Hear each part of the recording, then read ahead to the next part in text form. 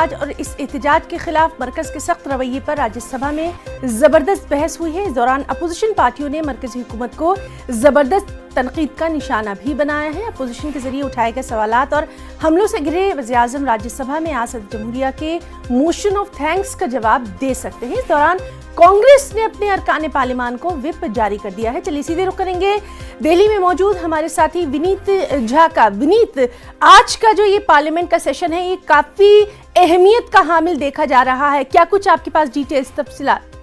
जी हिना, निश्चित तौर पर मैं आपको बताना चाहूंगा कि जिस तरह से लगातार कृषि बिल को लेकर के, कृषि कानून को लेकर के जिस तरह से लगातार संसद में हंगामा हो रहा है और इसी बीच राष्ट्रपति के अभिभाषण को लेकर के आज प्रधानमंत्री नरेंद्र मोदी राज्यसभा में जवाब देंगे। निश्चित तौर पर जिस तरह से इस मौके का, राष्ट्रपति के अभिभाषण पर धन्यवाद प्रस्ताव के मौके का, जिस तरह से विपक्षी पार्टियों ने कृषि बिल पर सरकार को घेरने की कोशिश की, उसी तरह से हम उम्मीद कर सकते हैं कि प्रधानमंत्री नरेंद्र मोदी जो है वो कृषि बिल के समर्थन में या कृषि बिल के फायदे को लेकर के आज जनता को बताएंगे, अपोजिशन में को बताएंगे और साथ ही साथ राज्यसभा में राष्ट्रपति के अभिभाषण पर जो धन्यवाद प्रस्ताव पर चर्चा हो रही है उस पर मैं चर्चा करेंगे। निश्चित तौर पर यह काफी महत्वपूर्ण होगा कि प्रधानमंत्री क्या कहते हैं। जैसा कि हमने पिछले मौकों पर देखा कि जिस तरह से प्रधानमंत्री नरेंद्र मोदी ने हालिया दिनों में लगातार बेहद अहम खबर पर हमारी भी नजर बनी रहेगी और पीएम आज क्या कुछ कहते हैं उससे हम अपने तमाम नाजरीन को भी रूबरू करवाएंगे। बहुत बहुत शुक्रिया विनीत आपका तमाम से जानकारी के लिए।